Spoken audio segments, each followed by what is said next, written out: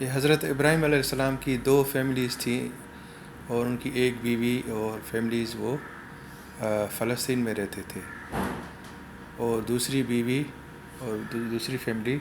وہ مکے میں لے کے آ گئے تھے حضرت ابراہیم علیہ السلام. یہ دونوں سلائڈ ہیں اوپر. اور پھر حضرت ابراہیم علیہ السلام نے جب سارے مشکل امتحان پاس کیے تو اللہ تعالیٰ نے ان کو امامت کی چارج دی، اور وہ مکے میں تھے، اور وہاں پہ انہوں نے حرم شریف کی تعمیر کی. حضرت ابراہیم علیہ السلام اور ان کے بیٹے اسماعیل علیہ السلام، اور انہوں نے اللہ سے دعا کی تھی، تو اس میں اللہ تعالیٰ نے دعا کا کچھ حصہ ریگریٹ کیا کہ اللہ تعالیٰ کا ظالموں کے ساتھ کوئی انجام نہیں ہے. اور اس کے بعد کیا ہوا کہ حضرت اسماعیل علیہ السلام کے جو اولاد تھی، اس میں سے اکثر جو ہے وہ مشرک بن گئے. انہوں نے 360 بت پورے عربستان کے مکے میں الاؤ کیے رکھے، اور وہ حضرت اسماعیل علیہ السلام کے اکثر جو تھے وہ مشرکین مکہ بن گئے. یہ اس کی سلائڈ ہے. اور اسی طرح سے حضرت ابراہیم علیہ السلام کا اس دنیا کے جانے کے بعد ان کی جو اولاد تھی، یعنی کہ بنی اسرائیل میں جو فلسطین میں رہتے تھے، انہوں نے بھی دین کو چھوڑ دیا، کتاب کو چھوڑ دیا. تو وہ بھی یعنی کہ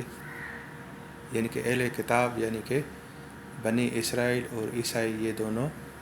انہوں نے بھی دین چھوڑ دیا، جس پر اللہ تعالیٰ کو قرآن میں وضاحت کرنی پڑی کہ حضرت ابراہیم علیہ السلام حنیف تھے. انہوں نے کوئی مشرکانہ یا شرکیہ عمل نہیں کیا تھا. وہ خالص جو ہے اللہ پر یقین کرتے تھے حضرت ابراہیم علیہ السلام. پھر ان کی بعد میں جو اولاد آئی، جنریشن آئی، نسل آئی، انہوں نے مشرکانہ طرز عمل بھی کیا اور دین میں تحریفیں بھی کی. جیسے کہ یعنی کہ حضرت ابراہیم علیہ السلام کی جو پرانی دعا تھی، 4000 سال پرانی دعا، جب وہ مکے کو تعمیر کر رہے تھے دونوں باپ بیٹے، تو اس وقت ہی ان کو بتا دیا گیا تھا کہ اس طرح سے یہ لوگ ظالم بن جائیں گے.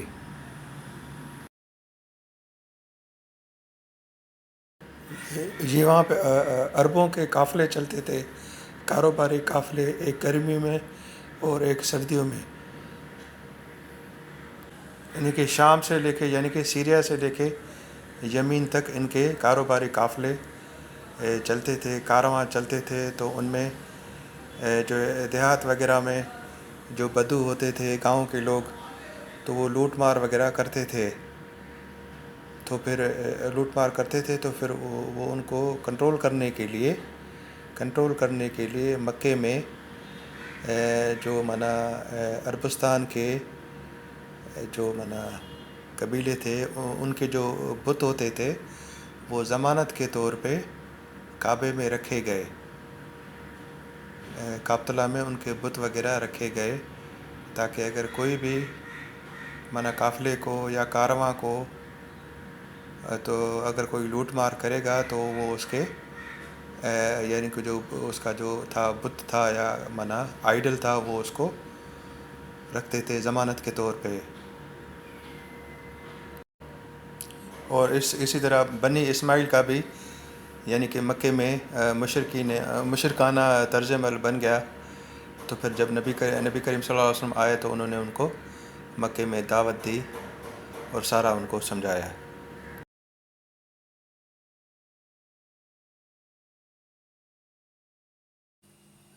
بسم اللہ الرحمن الرحیم. سورہ بقرہ کا 15 رکوع ریکارڈ کر رہے ہیں.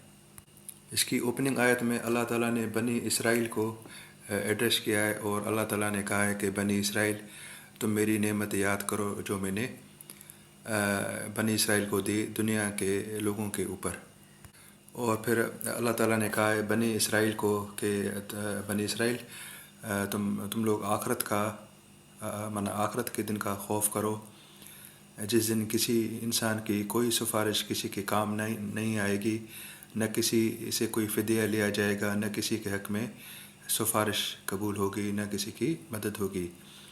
یہ اس طرح سے 3-4 آیتیں ہیں نفی میں، یعنی کہ آخرت میں کوئی بھی سفارش وغیرہ نہیں ہوگی، یہ دھمکی دی جا رہی ہے بنی اسرائیل کو۔ اس کے بعد اللہ تعالیٰ نے حضرت ابراہیم علیہ السلام کا ذکر کیا ہے کہ اللہ تعالیٰ نے جو بھی امتحان حضرت ابراہیم علیہ السلام سے لیا، حضرت ابراہیم علیہ السلام ان سارے امتحان میں پاس ہو گئے، تو اللہ تعالیٰ نے ان کی پوسٹنگ کر دی اور ان کو بنی نوع انسان کے لیے امام مقرر کر دیا۔ امام کا مطلب ہوتا ہے لیڈر۔ جب اللہ تعالیٰ نے حضرت ابراہیم علیہ السلام کی اپائنٹمنٹ کر لی ایز اے امام بنی نوع انسان کے لیے، تو حضرت ابراہیم علیہ السلام نے دعا مانگی اللہ سے اپنی اولاد کے لیے۔ حضرت ابراہیم علیہ السلام نے جو دعا مانگی اپنی اولاد کے لیے، تو اس کا کچھ حصہ اللہ تعالیٰ نے ریگریٹ کر لیا، یعنی کہ اللہ تعالیٰ نے معذرت کر لی کہ اللہ تعالیٰ کا ظالموں کے ساتھ کوئی عہد قرار نہیں ہے۔ ظالم کا مطلب ہے جو ٹرانسگریسرز ہوں گے۔ پھر اللہ تعالیٰ نے بیت اللہ یعنی کہ کعبۃ اللہ کا ذکر کیا ہے کہ اللہ تعالیٰ نے اس کو قائم کروایا تاکہ وہاں عبادت کی جائے، جہاں پہ مقام ابراہیم پہ اللہ تعالیٰ نے نماز کی ڈائریکشن مقرر کی، اور اس کے بعد اللہ تعالیٰ نے حکم دیا یعنی کہ کعبۃ اللہ کو صاف رکھو، پاک رکھو، جو وہاں پہ رکوع اور سجدہ اور جو طواف کے لیے وہاں آئیں گے۔ اور جیسے کہ پہلی دعا میں کلیئرنس نہیں آئی، تو پھر یہ حضرت ابراہیم علیہ السلام نے پھر اللہ سے دوبارہ دوسری دعا کی، اور حضرت ابراہیم علیہ السلام نے اللہ سے کہا کہ اللہ اس مکے کو امن کا شہر بنا، اور یہاں کے سٹیزنز کے لیے، لوگوں کے لیے یعنی کہ مکے والوں کے لیے اس میں میوے پیدا کر یعنی کہ رزق پیدا کر ان لوگوں کے لیے جو اللہ اور آخرت پر یقین کریں۔ پھر اللہ تعالیٰ نے یہ بھی دوسری دعا بھی قبول کی، مگر ایک کنڈیشن کے ساتھ، یعنی کہ جو کفر کریں گے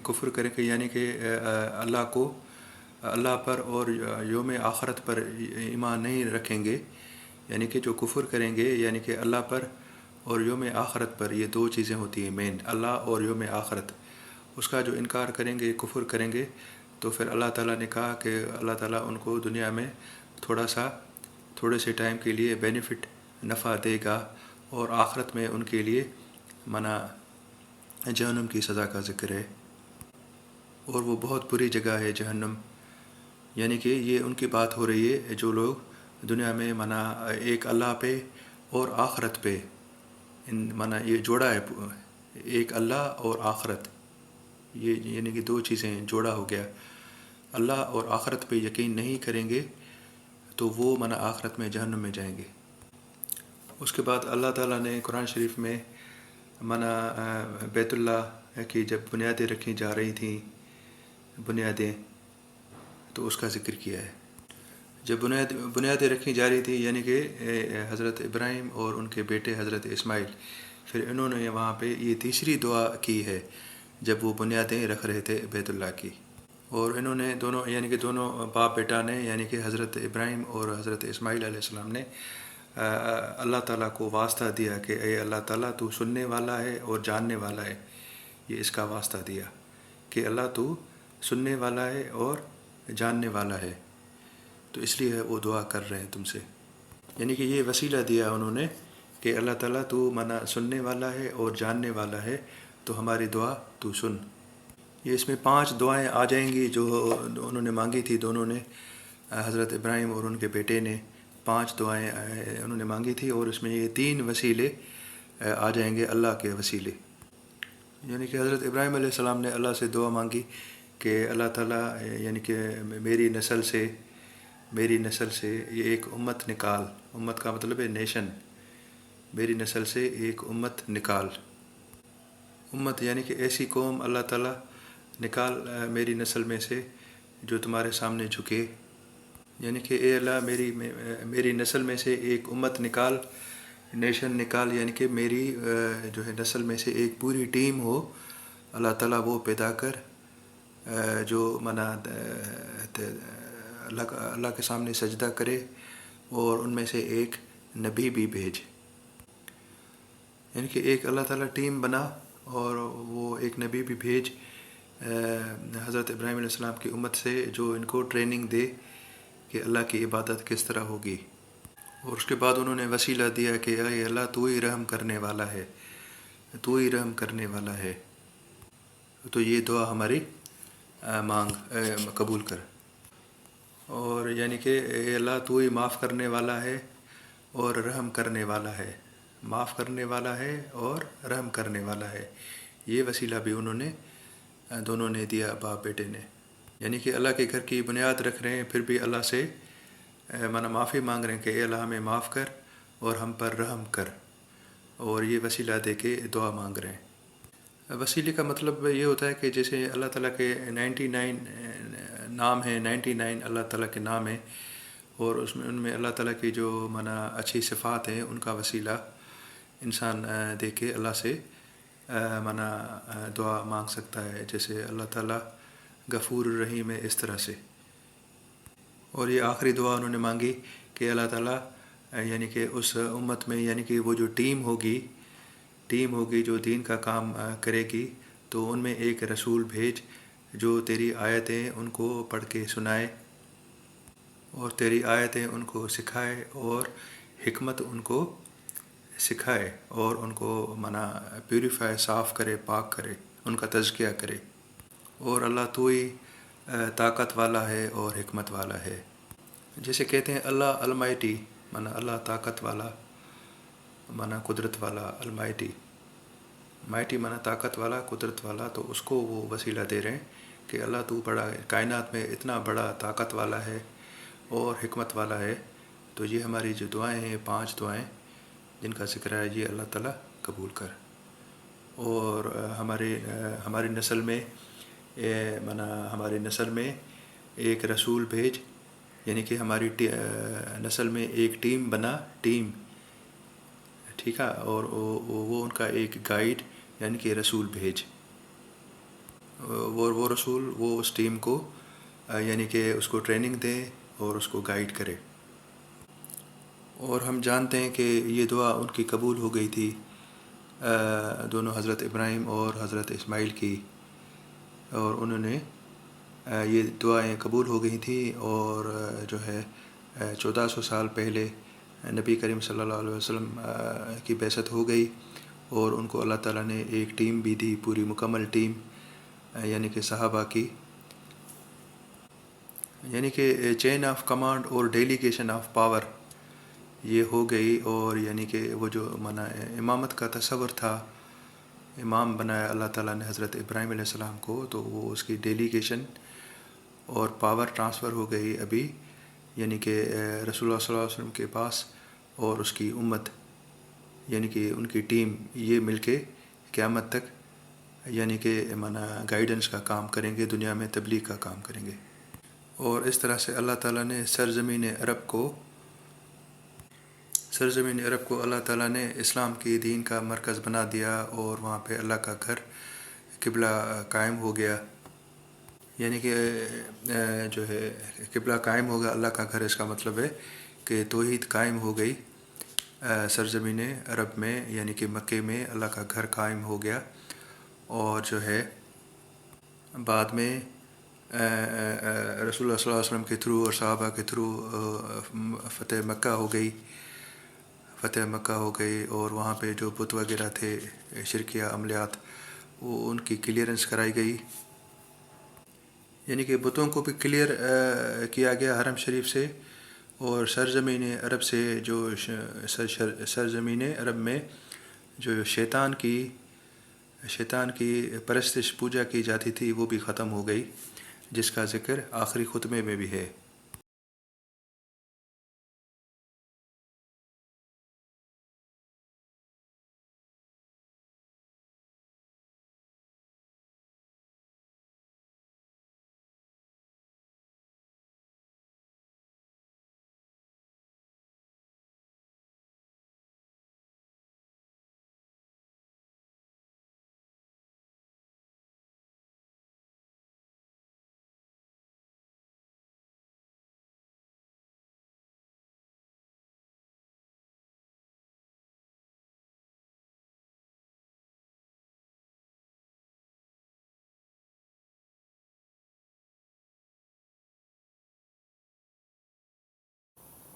بسم اللہ الرحمن الرحیم. سورہ بقرہ جو 15 نمبر 15 مانا 15 رکوع اج ریکارڈ کیوں تھا یہ اتفاق سان ڈاढो اہم ہے. اج جمعے جو ڈींहुं आहे. ان رکوع میں مانا چینج آف کمانڈ आहे یا چینج آف اسائنمنٹ چئی سघूं था. उहो बनी इसराइल खां हाणे माना उम्मत मुहम्मदिया सल्लल्लाहु अलैहि वसल्लम जी तरफ़ चेंज ऑफ कमांड या चेंज ऑफ असाइनमेंट जो माना ज़िक्र ईंदो 15 नंबर रुकूअ में. 122 खां 129 ताईं आयतूं हिन में डिस्कस थींदियूं इंशाअल्लाह. 122 खां 129 माना 122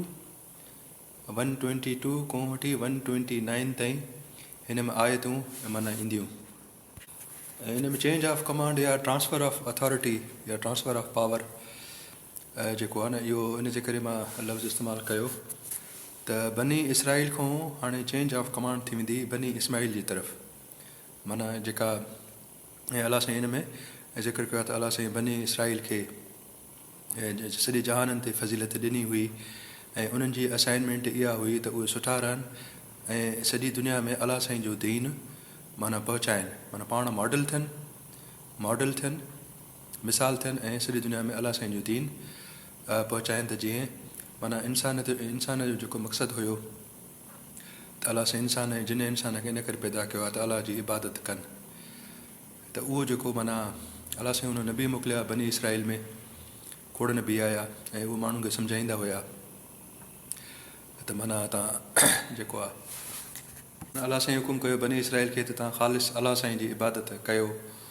ठीकु आहे न. ऐं सॼी दुनिया में अलाह साईं जो दीन तव्हां इंट्रोड्यूस करायो. त माना हिकिड़ो अलाह वाह ऐं क़यामत जो ॾींहुं थींदो. माना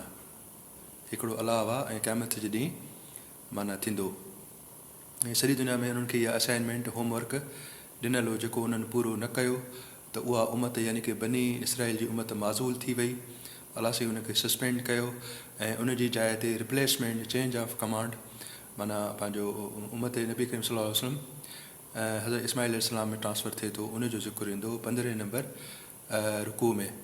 हाणे इन जो जेको रूट आहे स्टार्टिंग पॉइंट आहे ऐं माना हिन रुकू में मेन उहो हज़रत इब्राहिम अलैहिस्सलाम जो बि अलाह साईं ज़िक्र कयो आहे 15 नंबर रुकू में.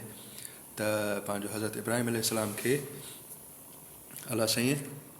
हिन में इहो माना रूट स्टार्टिंग पॉइंट हज़रत इब्राहिम अलैहिस्सलाम जो बि रेफरेंस ईंदो त अलाह साईं उनखे हज़रत पंहिंजो हज़रत इब्राहिम अलैहिस्सलाम खे माना अॼु खां 4000 साल अॻु में हज़रत इब्राहिम अलैहिस्सलाम खे अलाह साईं ॾाढा माना सख़्तु इम्तिहान वरिता. उन इम्तिहाननि जो बि ज़िक्र ईंदो. ऐं अलाह पंहिंजो त हज़रत इब्राहिम अलैहिस्सलाम खे अलाह साईं बनी नो इंसान लाइ इमामत ॾिनी हज़रत इब्राहिम अलैहिस्सलाम खे 4000 साल अॻु में. ठीकु आहे. ऐं पोइ जेको उनजो शजर नसब आहे यानी की वण जेको आहे हज़रत इब्राहिम अलैहिस्सलाम जी जेका औलाद आहे त उनखे जीअं वण जो मिसाल ईंदो आहे शजर नसब सम्झाइण जे लाइ त उन में कुझु शाखूं बनी इसराइल जूं हुयूं ऐं हिकु शाख बनी इस्माइल जी हुई. त जेको वणु आहे माना इमामत जेका आहे उहा हज़रत इब्राहिम अलैहिस्सलाम खां स्टार्ट थी. हज़रत इब्राहिम अलैहिस्सलाम जे शजर नसब खां वण खां त रूट उहो आहे. इमामत जेका आहे उहो जेको वणु आहे इमामत जो पहिरियों उहो हज़रत इब्राहिम अलैहिस्सलाम खां शुरू थी. हिन जो रेफरेंस आहे लफ़्ज़ इमामत जो उहो 123 नंबर सूरह बक़रा जी आयत आहे जंहिंमें इमामत जो ज़िक्र आहे. ऐं उहा हज़रत इब्राहिम अलैहिस्सलाम यानी की 4000 साल अॻु में असांजे ॾाॾे हज़रत इब्राहिम अलैहिस्सलाम खे ॾिनी वई इमामत. 123 नंबर सूरह बक़रा में इमामत जो ज़िक्र आहे. अलाह साईं हुन खां ॾाढा सख़्तु माना इम्तिहान वरिता हज़रत इब्राहिम अलैहिस्सलाम खां. असांखे ख़बर आहे त बाहि में बि उनखे विधो वियो. एॾो सख़्तु बाहि जो हिन दुनिया में नार जो बाहि जो इम्तिहान बि हज़रत इब्राहिम अलैहिस्सलाम पास कयो. ऐं उनखां पोइ जेको आहे जेका माना एॾी जेके दुनिया में असबाब परस्ती हूंदी आहे असबाब उन्हनि जी नफ़ी बि अलाह साईं हज़रत इब्राहिम अलैहिस्सलाम खां कराई. ऐं पंहिंजो अलाह साईं हज़रत इब्राहिम अलैहिस्सलाम खे चयो त तूं पंहिंजा ॿार पंहिंजी घरवारी खे वठी मके में छॾे आ माना रणपट में वीरान में. त उहो हुकुम जेको आहे एॾो सख़्तु हज़रत इब्राहिम अलैहिस्सलाम उहो बि अलाह साईं जो पूरो करे ऐं उन खां पोइ उते दुआ घुरी मके में. जेको आहे माना हुन पंहिंजो अलाह जो हुकुम पूरो करे ऐं पोइ उनजे माना मज़दूरीअ में अजर जे लाइ पोइ हुन दुआ घुरी मके में उनजो ज़िक्र बि ईंदो। त एॾा वॾा ॾुखिया इम्तिहान हज़रत इब्राहिम अलैहिस्सलाम जॾहिं पास कया त अलाह साईं इमामत माना जेको सोर्स ऑफ इमामत आहे उहो हज़रत इब्राहिम अलैहिस्सलाम खे अलाह साईं सूरह बकरा में 123 नंबर में चयो आहे। ऐं इन जी ओपनिंग आयत ईअं आहे त या बनी इसराइल माना या बनी इसराइल माना हज़रत इब्राहिम अलैहिस्सलाम जी जेका फ़लस्तीन वारी औलाद आहे उन ॾे रेफरेंस आहे। या बनी इसराइल त तव्हां अलाह साईं जो उहो अहसान यादि कयो, अलाह साईं जो तव्हां उहो अहसान यादि कयो जेको अलाह साईं तव्हां ते कयो, त जेको अलाह साईं तव्हांखे सॼी जहाननि ते दुनिया ते अलाह साईं तव्हांखे बनी इसराइल खे फ़ज़ीलत ॾिनी। ऐं उन खां पोइ अलाह साईं माना हिननि खे डिॼारियो आहे बनी इसराइल खे डिॼारियो आहे त तव्हां उन ॾींहं खां डिॼो जिते टे शयूं माना कमु न ईंदियूं, माना टे शयूं कमु न ईंदियूं। कहिड़ियूं कमु न ईंदियूं? न सिफ़ारिश कमु ईंदी, न फ़िदियो कमु ईंदो, न कंहिंजी का मदद माना मिलंदी। उन ॾींहुं माना टे शयूं नफ़ी में आहिनि माना जीअं ला इलाहा कलमो हूंदो आहे उहो माना नफ़ी हूंदो आहे त माना नाहे, कोई बि नाहे, नफ़ी में स्टार्ट थींदो आहे त कोई बि नाहे अलाह आहे माना नेगेटिव सेंस में, माना अफर्मेटिव न हूंदो आहे सेंटेंस, नेगेटिव हूंदो आहे सेंटेंस। ला माना कोई बि नाहे सवाइ अलाह जे। अहिड़े तरीक़े सां हे आख़िरत में ज़िक्र आहे अलाह साईं बनी इसराइल ॾे रेफरेंस कयो आहे त तव्हां उन ॾींहं खां डिॼो जॾहिं माना न कंहिंजी सिफ़ारिश कमु ईंदी, न को कंहिंजो मददगार हूंदो, न कंहिंजे हक़ में को फ़िदियो वतो वेंदो। माना आख़िरत में की इहे टे शयूं कंहिंजे हक़ में माना फ़ाइदो कंहिंखे बि न मिलंदो। माना बनी इसराइल ॾे ज़िक्र आहे त माना उन्हनि खे इहे जेके टे शयूं जेको आहे इहे बि उन्हनि खे कमु न ईंदियूं आख़िरत में निजात लाइ। ऐं उन खां पोइ अलाह साईं माना हज़रत इब्राहिम अलैहिस्सलाम जो ज़िक्र कयो आहे जेको असांजो वॾो आहे माना ऐं असांजो ॾाॾो आहे। ऐं माना उनजो अलाह साईं ज़िक्र कयो आहे त हज़रत इब्राहिम अलैहिस्सलाम खां अलाह साईं माना जेके बि ॾुखिया इम्तिहान वरिता त हज़रत इब्राहिम अलैहिस्सलाम उन सभिनी आज़माइशनि में पास थी वियो। ऐं पोइ उनखे अलाह साईं चयो जॾहिं इम्तिहान हुन पास कयो त पोइ अलाह साईं उनखे चयो त माना हज़रत इब्राहिम अलैहिस्सलाम असां तोखे पंहिंजो सभिनी इंसानियत लाइ, ठीकु आहे न, सभिनी माण्हुनि जे लाइ इमाम मुक़ररु था कयूं, ठीकु आहे न, माना इमाम मुक़ररु था कयूं सॼी इंसानियत जे लाइ। ऐं जॾहिं अलाह साईं हुनखे पंहिंजो हज़रत इब्राहिम अलैहिस्सलाम खे बनी नो इंसान जे लाइ इमामत ॾिनी त उन खां पोइ हज़रत इब्राहिम अलैहिस्सलाम नेक्स्ट आयत में अलाह साईं खां दुआ थो करे त ए अलाह साईं मुंहिंजी औलाद खे बि असांखे ख़बर आहे त हज़रत इब्राहिम अलैहिस्सलाम जो ॿ घर वारियूं हुयूं ऐं माना बनी उनजी हिकिड़ी औलाद जो नालो आहे बनी इसराइल ऐं ॿी औलाद जो नालो आहे बनी इस्माइल। त ॿ हुया, ॿिनि क़िस्मनि जी औलाद हुई हज़रत इब्राहिम अलैहिस्सलाम जी। त जॾहिं हज़रत इब्राहिम अलैहिस्सलाम खे चार्ज मिली वई, इमामत मिली वई त हज़रत इब्राहिम अलैहिस्सलाम दुआ घुरी पंहिंजी औलाद लाइ त पोइ अलाह साईं रिग्रेट कयो, ठीकु आहे न, माना अलाह साईं माना रिग्रेट कयो, माना अलाह साईं चयो त मुंहिंजो अहद माना ज़ालिमनि ताईं न पहुचंदो, मुंहिंजो अहद माना अलाह साईं जो वाइदो ज़ालिमनि सां नाहे। ऐं इहो इशारो पोइ माना इन जो मतिलबु आहे त अलाह साईं बनी इसराइल जे हक़ में माना जेको आहे माना क़बूल न कई दुआ ऐं बाद में हाणे ईंदो त हज़रत इस्माइल अलैहिस्सलाम जे तरफ़ अलाह साईं दुआ क़बूल कई। ऐं उन खां पोइ अलाह साईं क़ुर में फ़रमायो त अलाह साईं काबे खे यानी की काबतुल्लाह खे माण्हुनि जे लाइ गॾु थियण जो मर्कज़ अलाह साईं बणायो ऐं उनखे अलाह साईं माना अमन जो मक़ाम क़रार ॾिनो ऐं अलाह साईं हुकुम ॾिनो त मक़ाम इब्राहिम ते नमाज़ जी जाइ मुक़ररु कयो। ऐं इन में लफ़्ज़ इस्तेमालु थियल आहे मक़ाम इब्राहिम खे नमाज़ जी जाइ बणायो, माना उते बि नमाज़ माना पढ़ो, इन ते गौर करण जी ज़रूरत आहे। ऐं उन खां पोइ नेक्स्ट आयत में अलाह साईं माना पीउ पुट खे यानी की हज़रत इब्राहिम ऐं इस्माइल खे अलैहिस्सलाम खे ताक़ीद कई त मुंहिंजे घर खे तवाफ़ करण वारनि जे लाइ साफ़ रखो, इतिकाफ़ करण वारनि जे लाइ ऐं रुकू ऐं सिजो करण वारनि जे लाइ पाक ऐं साफ़ तव्हां रखो। हिन में हिकिड़ी इंट्रस्टिंग पॉइंट आहे, दिलचस्प आहे त माना हिकिड़े तरफ़ अलाह साईं जो हुकुम थो अचे त मुंहिंजे घर खे पाक ऐं साफ़ रखो नमाज़ पढ़ण वारनि जे लाइ, ऐं उहो जॾहिं हुकुम पूरो थो थिए त इन में कम्यूनिकेशन माना वरी पंहिंजो वरी अची थी वञे हज़रत इब्राहिम अलैहिस्सलाम। पोइ हज़रत इब्राहिम अलैहिस्सलाम पंहिंजो अलाह साईं खां दुआ थो करे त अलाह साईं इन शहर खे यानी कि मके खे अमन वारो शहर बणाए, ऐं उनजा जेके सिटीज़न्स हूंदा रहवासी, ऐं यानी कि मके वारनि खे यानी कि उन सिटीज़न खे जेके अलाह ऐं आख़िरत माना ॿ शयूं अची वयूं, अलाह ऐं आख़िरत, अलाह ऐं आख़िरत माना ॿई आसमानी शयूं, ऐं माना जेके अलाह ऐं आख़िरत माना ॿई आसमानी शयूं थी वयूं त जेके माना उन ते ईमान रखनि अलाह ऐं आख़िरत ते, त उन्हनि खे अलाह साईं तूं पंहिंजे फ्रूट्स ऐं मेवनि वग़ैरह जी रोज़ी अता फ़रमाए, इहा वरी दुआ घुरी पोइ अलाह हज़रत इब्राहिम अलैहिस्सलाम।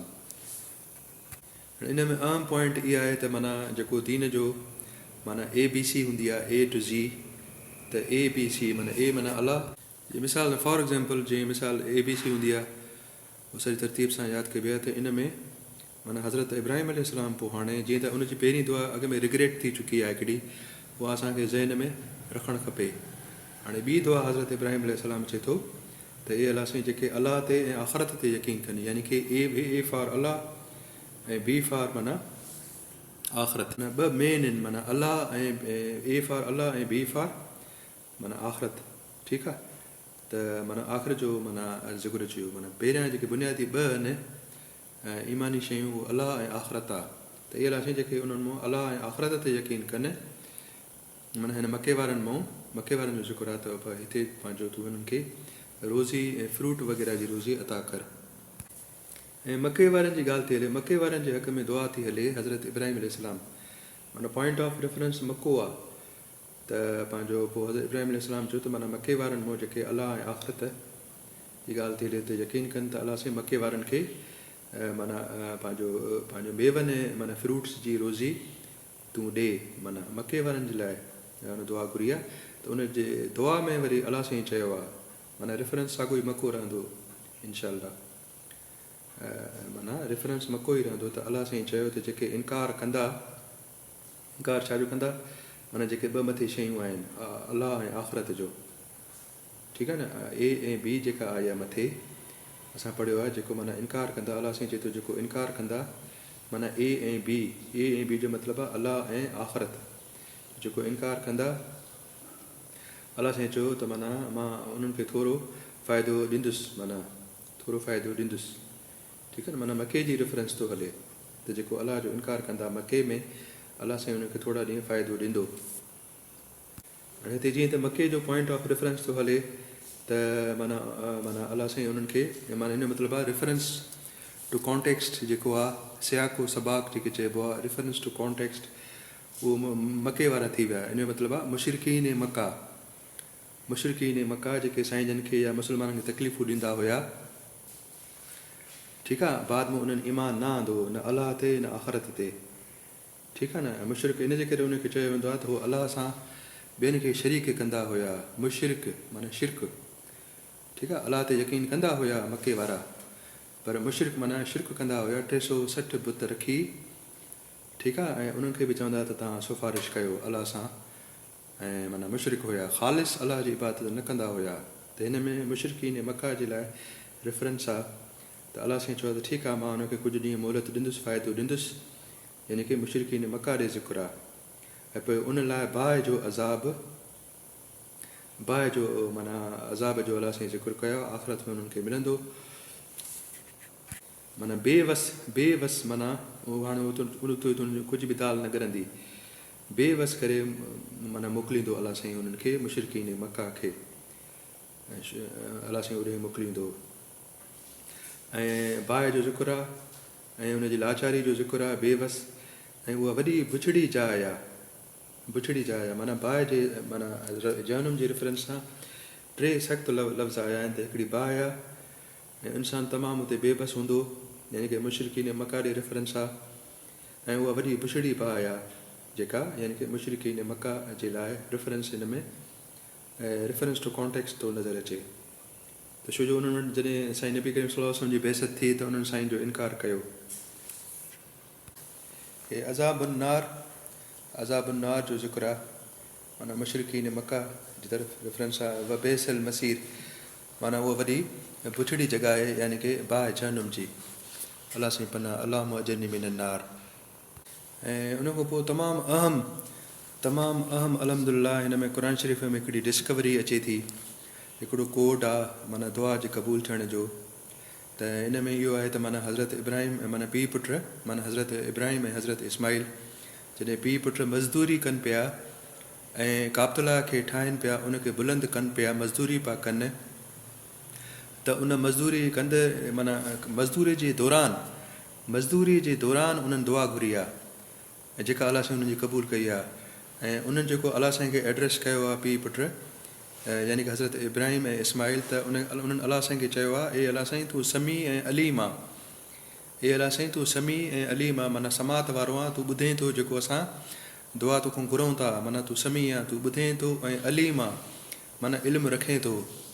ठीकु आहे. इहो जेको आहे कोड हुननि माना अलाह साईं खे हिन जो वास्तो ॾेई, ए अलाह साईं तूं समी आहे हिन जो वास्तो ॾिनो आहे, ऐं अलीम आहे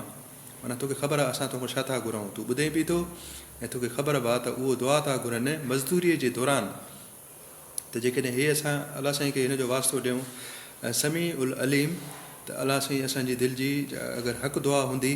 त उहा क़बूल थी वेंदी, अगरि बातिल हूंदी त उहा माना उनजो को असरु माना कोन फ़ाइदो पवंदो. समी उल अलीम जो असां साईं खे वास्तो ॾेई उन पीउ पुट माना काबतुल्लाह बि माना तामीर कयो ऐं अलाह साईं खां दुआ घुरी. ऐं आयत में ईअं अचे थो त जॾहिं ॿई पीउ पुट यानी कि हज़रत इब्राहिम हज़रत इस्माइल अलैहिस्सलाम जॾहिं बैतुल्लाह जी बुनियादूं बेस माना TPC उहा बुलंद करे रहिया हुया, त उन्हनि इल्तिजा कई माना दुआ करे रहिया हुआ त इहे असांजा रब क़बूल फरमाए असां खां, यकीनन तूं ॿुधण वारो ऐं ॼाणण वारो आहीं, माना समी आहे ऐं माना अलीम आहे. त इहे अलाह साईं असांजी तूं इल्तिजा क़बूल फरमा. ऐं जेको कोड आहे डी कोड उहो इहो आहे त माना उन्हनि कयो त अलाह साईं तूं समी बि आहे ऐं अलीम बि आहे, त असांजी दुआ क़बूल कर. ऐं इन मज़दूरीअ जे दौरान हुननि माना 7 दुआऊं घुरियूं आहिनि ॿिन्ही पीउ पुटनि यानी कि हज़रत इब्राहिम ऐं इस्माइल अलैहिस्सलाम. ऐं हे जेके 7 दुआऊं घुरियूं आहिनि इहो ॾाढियूं अहम आहिनि. हुननि इन में पार्टिंग ऑफ वेज़ थी थो वञे, पार्टिंग ऑफ वेज़ माना अॻ में जेका हज़रत इब्राहिम अलैहिस्सलाम जी हिन ई रुकूअ में हिकिड़ी दुआ रिग्रेट थी वई, क़बूल न थी, रिग्रेट थी वई, त उन खां पोइ वरी हज़रत इब्राहिम अलैहिस्सलाम लॻे थो हिते रुजू कयो आहे ऐं माना अलाह साईं खां सिर्फ़ु उहा दुआ घुरी आहे जेका हक़ आहे. ठीकु आहे न, माना उहा माना घुरी आहे जेका हक़ आहे. ऐं अॻ में अधु दुआ हुनजी रिग्रेट थी वई त हुनजी औलाद जे हक़ में जेका हज़रत माना जेका जेके बनी इसराइल जे हक़ में रेफरेंस हो, त उहा माना अलाह साईं रिग्रेट कई. त हाणे जेका दुआ हे घुरनि था माना हज़रत इब्राहिम ऐं हज़रत इस्माइल, उहा जेका दुआ अॻिते हली क़बूल थी वई, वक़्तु उनखे साबित कयो, माना 4000 साल खां पोइ साबित थी वियो. 4000 न बल्कि 2500 साल साईं जिन जी बेइज़त थी आहे, माना 2500 साल खां पोइ माना 4000 साल पुराणी दुआ आहे जेका क़बूल थी वई, जेका हिते हाणे 7 दुआऊं घुरंदा उहे माना 2500 साल खां पोइ क़बूल थी वियूं. साईं जन जी बेइज़त थी वई बनी इस्माइल में मके में, त इहे 7 दुआऊं अलाह साईं हज़रत इब्राहिम ऐं हुनजे माना पीउ पुट घुरियूं ऐं उहे 2500 साल खां पूरी थी वियूं. माना इहो हाणे साबित थी वियो आहे त उहे 7 दुआऊं अचनि थियूं. इन्हनि ते गौर करण जी ज़रूरत आहे. इन में उन्हनि चयो माना दुआ कई त ए अलाह साईं माना असांजे नस्ल में माना असांजे नस्ल में हिकु पंहिंजी उमत. ऐं हुन पहिरीं दुआ छा आहे, पहिरीं दुआ 7 दुआनि मां माना त अलाह साईं असांजे नस्ल मां, ए अलाह साईं असांजे नस्ल मां मां पंहिंजी हिकु फर्मा बरदार उमत उथार, माना हिकिड़ी उमत फर्मा बरदार उमत उथार, हिकिड़ी उमत उथार. इहा हिकु दुआ थी वई. ऐं माना असांखे असांजी इबादत जो तरीक़ो ॿुधाए, माना असांजी इबादत जीअं जिन इंसान खे अलाह साईं इबादत लाइ पैदा कयो आहे, त उहो हुननि अलाह साईं खां पुछियो त अलाह साईं असांखे इबादत जो तरीक़ो ॿुधाए, माना SOP, ठीकु आहे न, SOP माना उहा इबादत कीअं हूंदी उहो ॿुधाए। ऐं उन्हनि वरी माफ़ी बि घुरी आहे, माना अलाह साईं असांखे माफ़ी ॾे, माफ़ी बि घुरी आहे, माना पीउ पुटु ॿई नबी हुया, त माना माना पीउ हज़रत इब्राहिम अलैहिस्सलाम, ऐं उन्हनि अलाह खां उन सां दुआ सां गॾो गॾु माफ़ी बि घुरी आहे। होॾो मज़दूरी थी हले, होॾो दुआ बि हले थी, ऐं उन्हनि दुआ सां गॾु माफ़ी बि घुरी आहे। ऐं उन में जेको आहे हिननि माना अलाह साईं खे वसीलो माना इहो ॾिनो आहे त अलाह साईं तूं असांखे माफ़ु कर, छो जो तूं रहम करण वारो आहीं, ऐं इहो वसीलो थी वियो, रहम करण वारो आहीं, माना अलाह साईं असांखे माफ़ु कर, माफ़ु बि कर, ऐं इन जे करे वसीलो हुननि जो अलाह साईं तूं रहम करण वारो आहीं। जीअं अॻे में हुननि वसीलो चयो त समी उल अलीम आहे, अलाह साईं तूं माना ॿुधण वारो आहे ऐं तोखे ख़बर आहे असांजे दिलि जी दुआ, इहो वसीलो हुयो। त हाणे हे वरी इहो आहे, इहो वसीलो आहे त अलाह साईं तूं रहीम आहे, असां ते रहम करण माना कंदड़ आहे। ऐं पोइ उन्हनि उन खां पोइ उन्हनि माना ॿई माना पीउ पुटु माना इहा दुआ घुरी त अलाह साईं तूं माना माना हिकिड़ो रसूल मोकिल, हिकिड़ो रसूल मोकिल, जेको यानी की उन हिकिड़ी उमत खे तुंहिंजूं आयतूं ॿुधाए, जेको उन हिकिड़ी उमत जेका तूं मुंतखिब कंदे उनखे तुंहिंजूं आयतूं ॿुधाए। इन जो मतिलबु आहे हाणे नओं रसूल ईंदो, पुराणी उमत सस्पेंड थी थिए, ट्रांसफर ऑफ कमांड ऐं पावर जो इशारो अची वियो। ऐं हिते लॻे थो त हज़रत इब्राहिम अलैहिस्सलाम खे ख़बर पइजी वई आहे त माना अलाह साईं चयो त मां ज़ालिमनि सां मुंहिंजो को वाइदो कोन्हे, त हूअ जेका बनी इसराइल वारी हुई,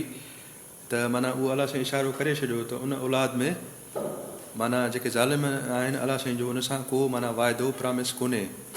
त हे पोइ हिननि ॿी उमत जी दुआ घुरी आहे हिते मके में,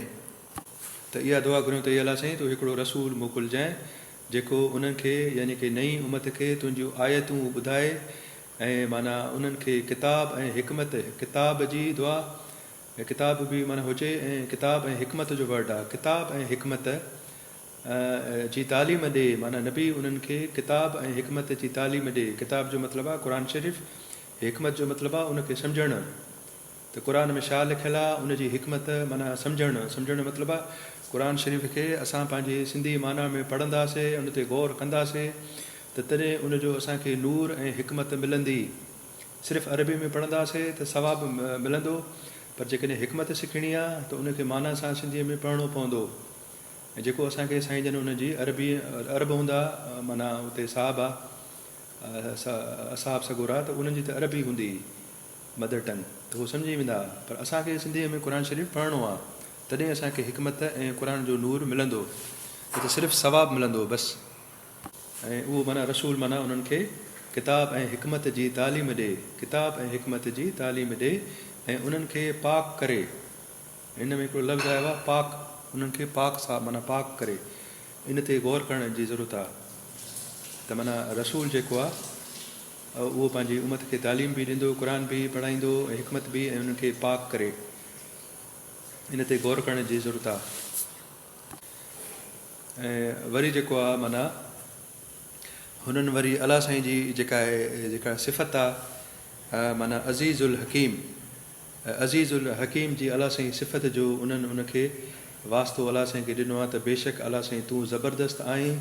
ऐं हिकमत वारो आहीं। माना इन अलाह साईं जी इन सिफ़त खे हुननि वसीलो कयो आहे त अलाह साईं तूं ज़बरदस्त आहीं, हिकमत वारो आहीं। वरी हाणे हे वसीलो माना हिन रुकू में हे टे वसीला त अची विया, समी उल अलीम ऐं अज़ीज़ुल हकीम, ऐं अहिड़े तरीक़े सां अॻ में बि आयो। हिते हाणे कमेंट्स हलनि था, हिन में उलमाए कराम तफ़सीर में लिखियो आहे त माना रुकू ऐं सजदो कनि, त माना उन्हनि माना उलमाए कराम सिर्फ़ु ज़ाहिरी नमाज़ खे उन्हनि अलाह साईं जो माना इबादत न चयो आहे। नमाज़ लाइ अलॻि लफ़्ज़ आहे ऐं इबादत जो अलॻि लफ़्ज़ आहे, ॿ लफ़्ज़ अलॻि आया आहिनि। त नमाज़ माना रुकू ऐं सुजूद कनि, उहो नमाज़ आहे, ऐं बाक़ी जेको इबादत आहे उन्हनि उलमाए कराम उन्हनि चयो आहे त माना इबादत इहो आहे त इंसानु पाण खे मुकमल तौरु अलाह जी रज़ा जे हेठों पाण खे माना अलाह जी रज़ा जे साम्हूं माना झुके, उहा इबादत थी वेंदी। बाक़ी उहो नमाज़ आहे, उहो ज़ाहिरी हिकिड़ी माना जिस्मानी ज़ाहिरी नमाज़ आहे, पर असल इबादत उहा आहे जेको इंसानु अलाह साईं जे हर हुकुम ते झुकी वञे। जीअं हज़रत इब्राहिम अलैहिस्सलाम खे आयो त पंहिंजी घरवारी खे वठी वञु ऐं रण पट में मके में छॾे आ, त हज़रत इब्राहिम अलैहिस्सलाम उहा इबादत बि कई, अलाह जो हुकुम हुन माना पूरो कयो। त नमाज़ इहा न आहे सिर्फ़ु जेका ज़ाहिरी आहे, पर हर अमल पाण खे सॼो अलाह साईं जे साम्हूं सरेंडर करणु, अलाह जा जेके बि हुकुम आहिनि उहे सभु पूरा करणु, उहे सभु इबादत जे ज़ुमरे में अची वेंदो। ऐं उलमा कराम इहो बि तफ़ासीर में लिखियो आहे त माना जीअं हाणे जेको आहे हुननि मिसाल ॾिनो आहे त जेको आहे जीअं हाणे मक़ाम इब्राहिम जो ज़िक्र आयो त उते माना तव्हां नमाज़ क़ाइमु कयो। त ईअं हिते उलमा कराम तफ़ासीर में लिखियो आहे त जॾहिं माण्हू नमाज़ पढ़ंदो आहे त माण्हू पाण खे पाक साफ़ रखंदो आहे। त अहिड़े नमूने सां जेको तव्हांजो बातन आहे, अंदरि आहे, जेके तव्हांजूं अंदरि जूं बुरायूं आहिनि, माना उन्हनि जो बि वज़ू करिणो आहे, उन्हनि खे बि पाक साफ़ रखिणो आहे। सिर्फ़ु माना हथ पेर वग़ैरह धोई माना नमाज़ न आहे हुन जो मक़सदु इबादत जो। इबादत जे वसी ज़ुमरे में पाण जो माना ज़ाहिरी ऐं अंदरूनी बातन बि माना साफ़ु करिणो पवंदो, माना अंदरूनी वज़ू बि करिणो पवंदो। इन जो इहो इबादत जो इहो मतिलबु आहे त अंदर खे बि साफ़ु करिणो आहे, पाक साफ़ु करिणो आहे। सिर्फ़ु माना हरम शरीफ़ ॾे इशारो न आहे, पर माना अंदर खे बि साफ़ु करिणो आहे, उन इशारो आहे। इहो उलमा कराम हिन जो स्कोप वधाईंदे ऐं तफ़ासीर में लिखियो आहे। ऐं उन्हनि इहो बि लिखियो आहे त तव्हां बज़ाहिर दुनिया में रहो, पर जेका तव्हांजी दिलि आहे उहा माना तव्हांजे रब सां अटकियल हुजे, दुनिया में अटकियल न हुजे, रब सां अटकियल हुजे। ऐं हिकु मुकमल तरीक़े सां तव्हां अलाह साईं जे साम्हूं झुकी वञो, हिकु मुकमल तरीक़े सां तव्हां अलाह साईं जे साम्हूं झुकी वञो, माना सॼी ज़िंदगीअ में सिर्फ़ु नमाज़ न आहे पढ़णी, माना हर तरीक़ो माना तव्हां चवंदा आहिनि न दीन में मुकमल दाख़िल थी वञो या कंप्लीट हैंड ओवर कयो, इहो मतिलबु आहे। ऐं जॾहिं त बनी इसराइल जेका चेंज ऑफ कमांड थी वई, उनखे अलाह साईं माज़ूल कयो, माज़ूल करे छॾियो। ऐं अलाह साईं माना हिजाज़ खे, माना हिजाज़ जो मतिलबु आहे सरज़मीन अरब यानी की मके खे अलाह साईं इस्लाम जी दावत जो मर्कज़ बणाए छॾियो। हिते कुझु उलमा कराम जेका हे आख़िरी आयतूं हिन रुकू जूं, आख़िरी आयतूं हिते माना उलमा कराम माना इंसान जी जेका रूहानियत आहे, रूहानियत जो मतिलबु हूंदो आहे, रूहानियत माना उनजो माना पोइ ते तालुक़ु पंहिंजे रब सां, आलम अरवाह सां अलाह साईं मोकिलियो, उहो उनखे सुञाणींदो आहे हर इंसानु अलाह खे, त पंहिंजे वापसि रूहानियत जी तरफ़ इशारो आहे। त माना हिते ॿिन्ही पीउ पुटनि माना हज़रत इब्राहिम अलैहिस्सलाम ऐं हज़रत इस्माइल अलैहिस्सलाम पंहिंजे रूह जे आवाज़ खे सुञातो ऐं उन्हनि ॿिन्ही पाण खे अलाह साईं जे हैंडओवर कयो ऐं हिननि उहा दुआ घुरी जेका अलाह साईं चाहे पियो। त पीउ पुटनि उहा दुआ घुरी माना अलाह साईं जी, ठीकु आहे न, अलाह साईं जेको उन्हनि खां कमु कराइणु चाहे पियो त उहा उन्हनि दुआ फील कई, माना अलाह साईं जो फितरत जो कुदरत जो आवाज़ु हुननि फील कयो ऐं हिननि उहे दुआऊं घुरियूं, 7 दुआऊं जेके अलाह साईं माना पसंदि करे पियो, अलाह साईं उहे हिननि खां दुआऊं घुरायूं। त हिननि आख़िरी आयतुनि मां जेको आहे आख़िरी आयतुनि मां रुकू 15 जे आख़िरी आयतुनि मां माना रूहानियत स्पिरिचुअलिज़म जो बि माना इन में हिकिड़ो दलील ऐं पॉइंट ऑफ रेफरेंस मिले थो। त माना ऐं उन में असांजे लाइ सबक़ु इहो आहे त असांखे उहे दुआऊं घुरणियूं आहिनि जेको अलाह साईं माना चाहे थो, उनजे पैरेलल हुजनि, ठीकु आहे न, उन्हनि जे अलाह साईं जी चाहत जे पैरेलल हूंदियूं दुआऊं त क़बूल थींदियूं, उनजे बरक्स हूंदियूं त न थींदियूं क़बूल, उहे असांजे नफ़्स जूं दुआऊं थी वेंदियूं दुआऊं, ठीकु आहे। त हिन में आम आहे त माना पहिरियों हज़रत इब्राहिम